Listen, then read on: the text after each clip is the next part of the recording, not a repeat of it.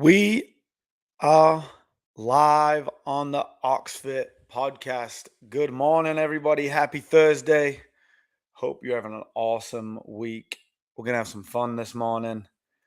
I'm going to talk about one of my favorite subjects, as you can see by my incredible hat. We're talking about sugar this morning. What is this? Open happiness? Is that the slogan? It's the real thing.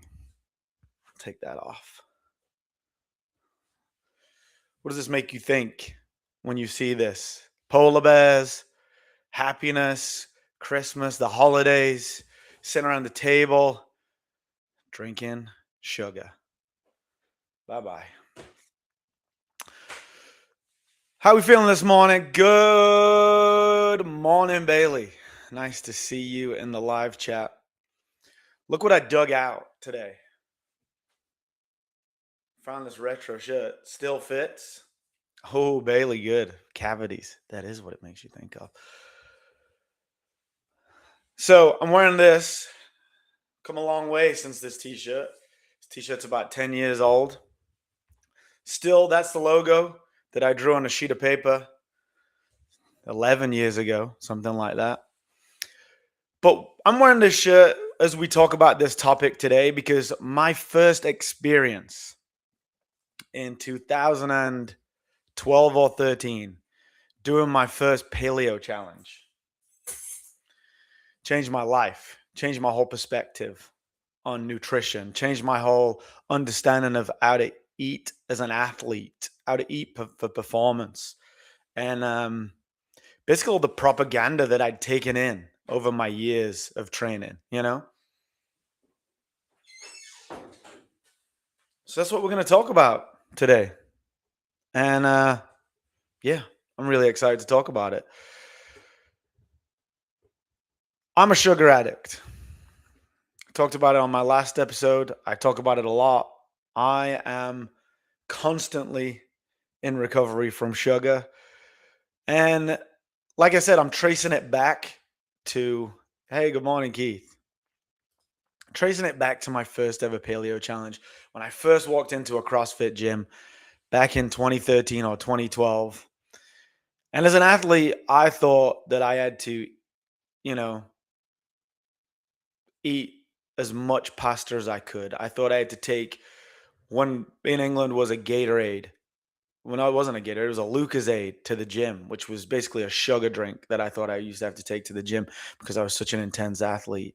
And I thought I had to eat all these carbs to perform, right? So my favorite foods were like pasta bakes and what else was I eating? Just carbs on carbs on carbs. And I thought I could like eat a Snickers after to get my energy. I thought I just needed all this sugar to be able to perform. And athletes ate sugar and were sponsored by sugar companies. So I thought it was fine, right? I didn't know that every time I went to the gym and I took one of these drinks, I was basically drinking one of these every time I worked out. And so it's been one of my missions, it's been one of my passions to help people get a better understanding of what's going on, of how to avoid sugar, of how to read a label. And yeah, I love it.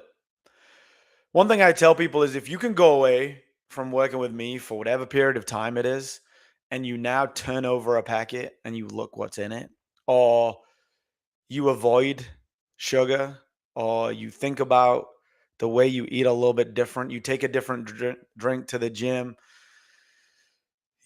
just the fact that you read a label is good enough for me, or that you don't think that you need all this bread and all this carbs and all this stuff to fuel your workouts. I feel like I've passed something on because I remember I would eat that way and I would train, I would work out really hard in my 20s and early 30s. And then I did a paleo challenge. And it took like 2 weeks and everything started changing. Like the first 10 days were really hard, right? Because obviously I was super addicted to sugar. But then after that, I noticed that my waist just was disappearing. My pants didn't fit right. And six pack looked better. I'd lost a little bit of muscle potentially, but I just felt different, right? And I realized I didn't need all that sugar to fuel these workouts. Just I just didn't understand what had happened. And so we've done these paleo challenges at Oxfit for the last 10 years that we've been in existence, and it's been the biggest life-changing thing that I've noticed in our clients. I Like I said, I would say I'm a sugar addict. I looked up before this, why is sugar not listed as a drug, right? Why do we know that it's addictive? It's hard to get off. And when I work with people, I tell them the first 10 days of trying not to eat sugar and trying to change your diet is being studied and showed that you have to go from the same withdrawals as heroin. So I looked that up and I wanted to know why that was. And I just did a quick Google search. So I said, why is sugar not recognized as addictive? And it said major health organizations do not classify sugar as an addictive substance because it doesn't meet the strict clinical criteria. So they said there's no tolerance buildup, no override or negative consequences. It's essential for survival. The dopamine released is normal. And while there's no overlap in behaviors. So while people often feel addicted to sugar, experts argue that it's more habitual, emotional, or stress based rather than psychologically dependent. Little AI thing that it told me. So I pushed back, right? I said, after reading all those that you just listed, sugar does all those things. So then, in typical AI fashion, it agreed with me again. You are highlighting exactly why this is one of the most fiercely debated topics in modern nutrition and psychiatry. Many neuroscientists just agree with you, pointing out that sugar frequently mimics the diagnostic criteria used for drug addiction. So, it's just how it's classified, right? And it's seen as this thing that's not going to affect your life. But when we look back up at that top list, right? No tolerance buildup. That's definitely not true, right? The more sugar you eat, the more sugar you crave, the more sugar you need to get that same buzz and that same feeling from it, right? No overriding no negative consequences. There's we have a what I would say is an epidemic of obesity and people being overweight from eating too much added sugar. How can you say that there's no negative consequences? We know that that's not the case. Essential for survival, right? Obviously, carbohydrates are sugar, right? The sugar molecules, but you don't need sugar. That is not what you need. So it's been lumped in when it's convenient that it's essential for survival. The biological drive to eat sweet, calorie dense food is evolutionarily. Okay. But in evolutionary terms, that means you would have to find that much honey. You would have to find that much sugar in nature. It's almost impossible to do. And if you look at things like fruit, the things that are attached to fruit, really good fruit, is a lot of fiber. So you can break it down in a different way. So again, not essential for survival. Added sugar certainly is not essential for survival. The dopamine released is normal, the feel good chemical. So saying you get that same release and it's natural. But so does hugging, exercise, and then enjoying a good meal, right? But again, there's no negative consequences associated with hugging, exercise, and good food that there is with this sugar craving and the way that it reacts in your body.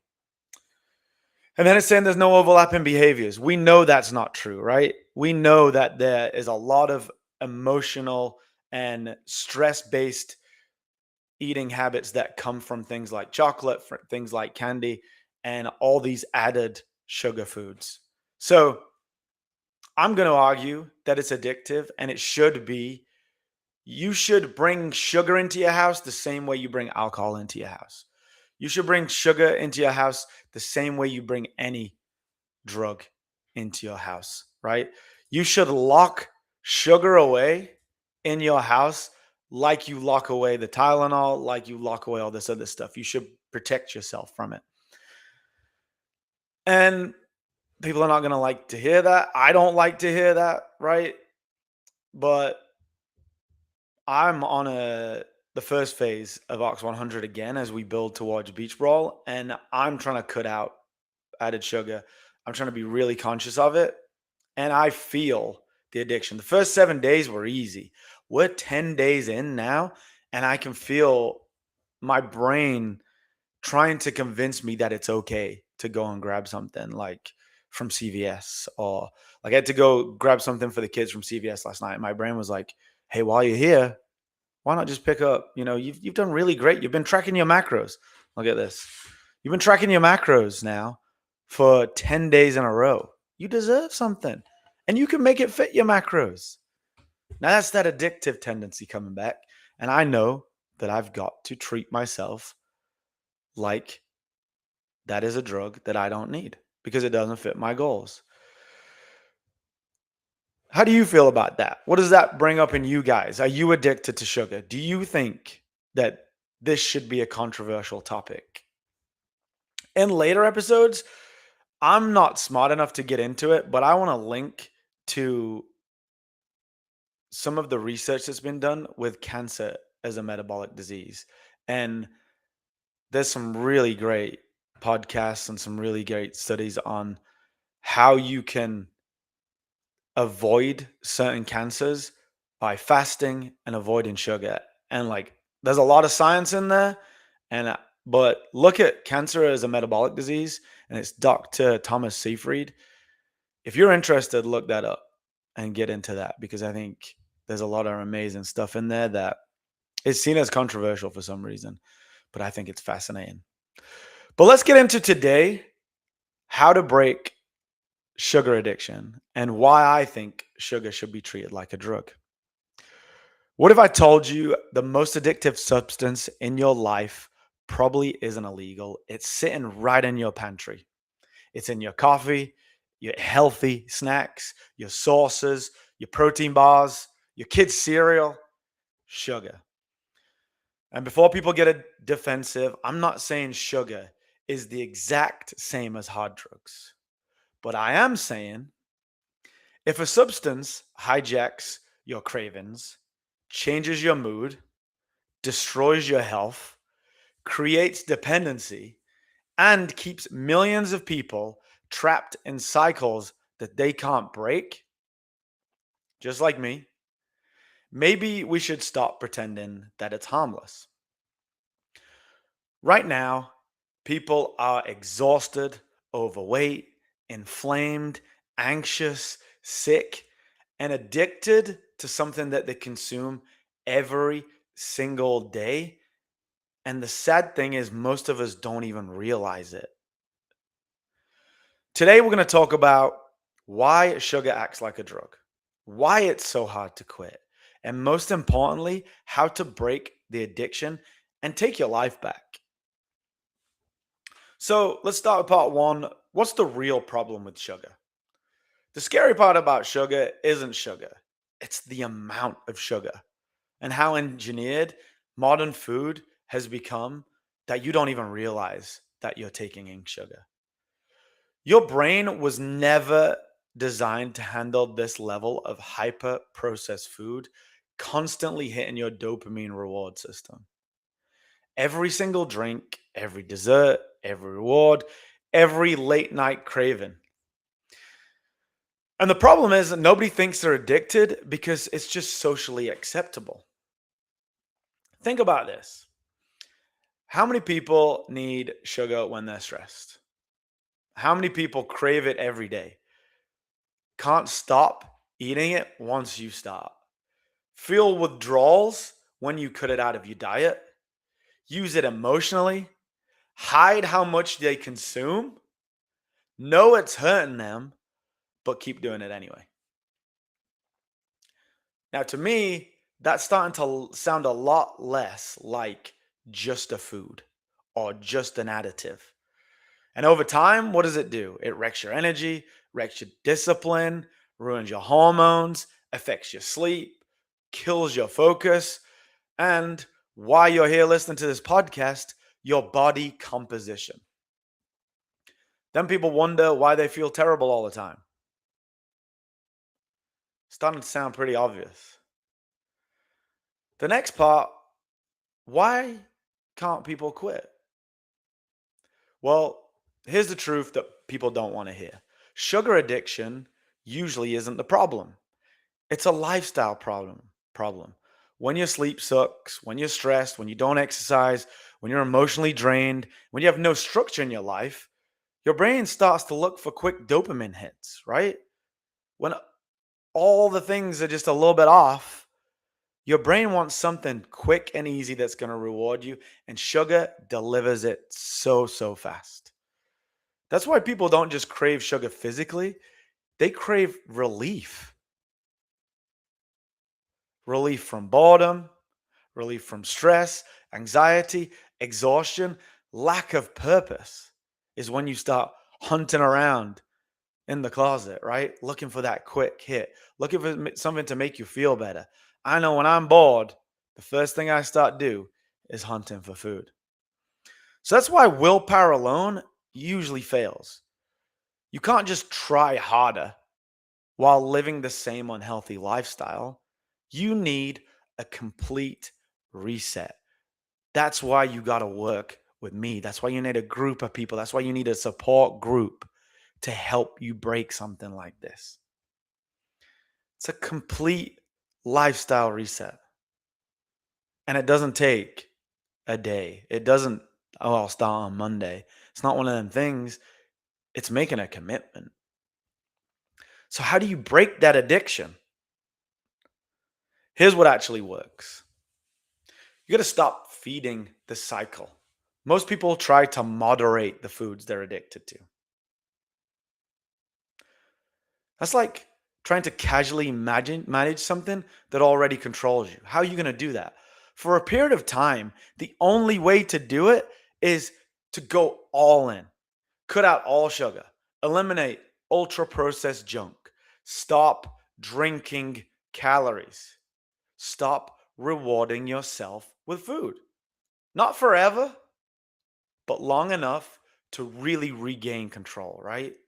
So, the best way to do it is to eat food more aggressively, like protein, healthy fats, fruit, potatoes, rice, meat, eggs, vegetables, things that actually nourish your body. And then them cravings are just going to drop dramatically. Most of the time, you're underfed and overstimulated chemically. That's a big difference, right? So if we want to get rid of some of that overstimulating food, but actually feed you and help you nourish your body, the cravings won't matter anymore. This is why Oxford works. This is why going all in, this is why hiring a coach works. At the same time, if you train hard, exercise is one of the best, most powerful, natural ways to reset your dopamine system. If you lift weights, if you condition, if you sweat, if you move, not just to burn calories, but to do hard things and rebuild discipline and understand that the dopamine reward comes from doing something hard, every workout then becomes proof that you're becoming someone stronger than your impulses. If your impulse naturally is to sleep in or avoid hard work, going to the gym every day and doing something hard, which our workouts are hard. There's no way around that. I don't want them to be easy. I want them to challenge you because then you know you can do something hard. Then you know you can avoid the sugar. Then you know you're on the right path to being better at life. That's why we're here.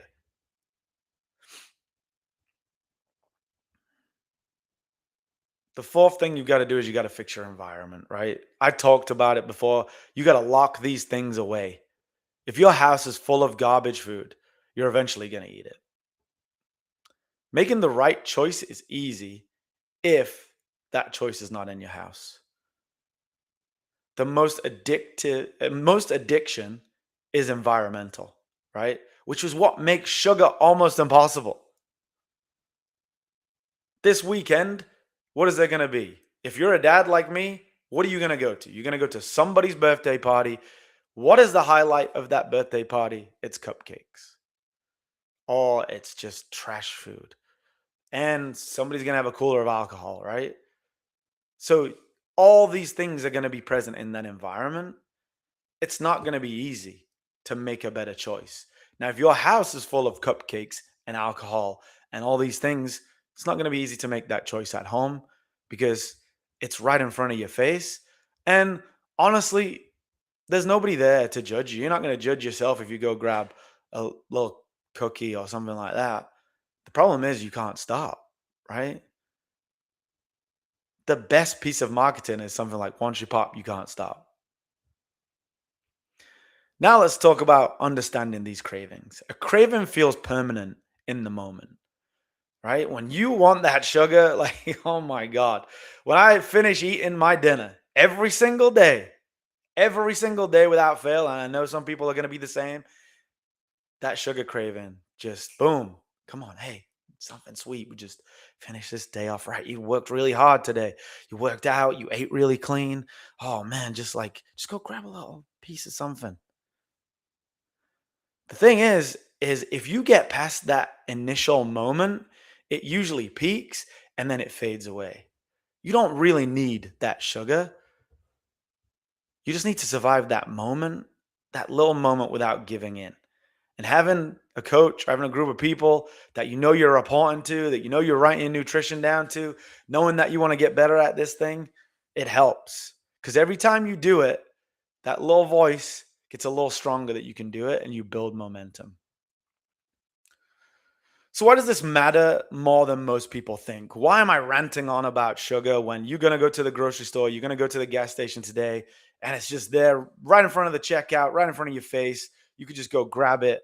No one will think anything of it. Well, to me, this is not about weight loss. It's about being free from these cravings, taking back your control. Because once you stop being controlled by your cravings, everything changes. Your energy changes, your confidence changes, your discipline changes, your health changes, and you stop living in that reactive state. Now you can pass this on to other things, right? So, like, if I can control the sugar in my life, I could probably control the amount I click on social media. I could probably control the amount I watch boring bullshit YouTube videos. I can probably avoid pornography, video games, all these things that are just as addictive in my mind, right? You start becoming really dangerous in a good way because you're focused, you're capable, and you're intentional. That's what we push inside of OxFit, and especially in our Ox 100 program. It's not about perfection. It's not about starvation. It's not about punishment. It's about control. I want my kids to look at me and say, that my dad is super controlled. Just because there's beer at this game today doesn't mean he's going to drink it. Just because it's an open bar doesn't mean that he's going to go crazy. Just because there's a free buffet doesn't mean that he's going to pile up his plate like a psychopath because he's got some goals. Just because there's cupcakes at this birthday doesn't mean that he's going to eat them today. Because the goal is not just to look better. The goal is to stop living addicted to the things that will make you weaker. Does that mean you can't enjoy yourself? Hell no, right? You're going to find a way to bring these things back into your life the way that you want them there. What if once a month you bought the best chocolate you could find and you took a minute and you figured out how they made it and you were able to take a piece of chocolate and enjoy it, smell it, taste it, nibble it, put it in your mouth, let it melt instead of crushing a bag of M&Ms? What if that was the way that you did it? What if you went out and you got a drink with a really good friend and you got the best old fashioned that they could make and you got to watch them mix it and they used all the best ingredients. You got to sit down with this person and drink that cocktail or drink that margarita or drink that old fashioned and enjoy a great conversation rather than like, what's the cheapest pitcher? Let's crush it and get fucked up. What if you could just build these things in a sustainable way? Look, the world profits from you being unhealthy, distracted, tired, and dependent. I do too. The fact that you're like that means that you could be my client and I can help you get out of that. But my goal is to get you to stop being my client. My goal is to get you out into the world recovering from these things, not staying addicted to them. Nobody's coming to save you from your habits. But if you decide you want to change them, you can do that. You have the power to do that. But it's really hard to do these things on your own. Because, like I said, the number one that is out there that I'm addicted to is sugar, and it's right in your face, and nobody cares if you do it. In fact, if you don't grab the cupcake, if you don't do these things, if you don't get dessert, if you don't try all these things, people are going to think there's actually something wrong with you. But one decision at a time, one group of people at a time, one positive influence at a time, you can take back control of that thing and build it back in how you want it to be in your life and not be ruled by this thing that has shown to be more addictive than really hard drugs. And I think when you bring it into your house, you should lock it away and you should treat it like you just brought a bottle of vodka or a bottle of tequila into your house. And you should make sure that you respect it.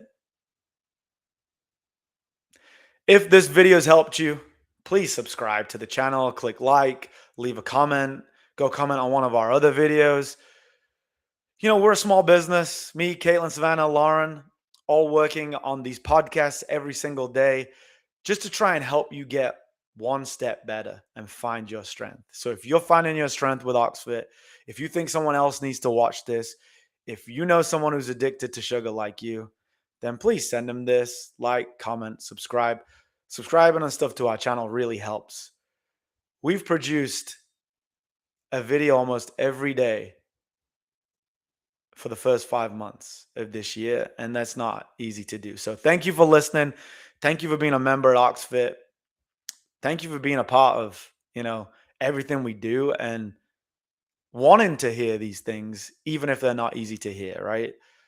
That's what makes finding your strength worth it. So have a great day, and I will see you in the gym. And this is a great comment from Nick. I can't buy sweets for home because I have no control.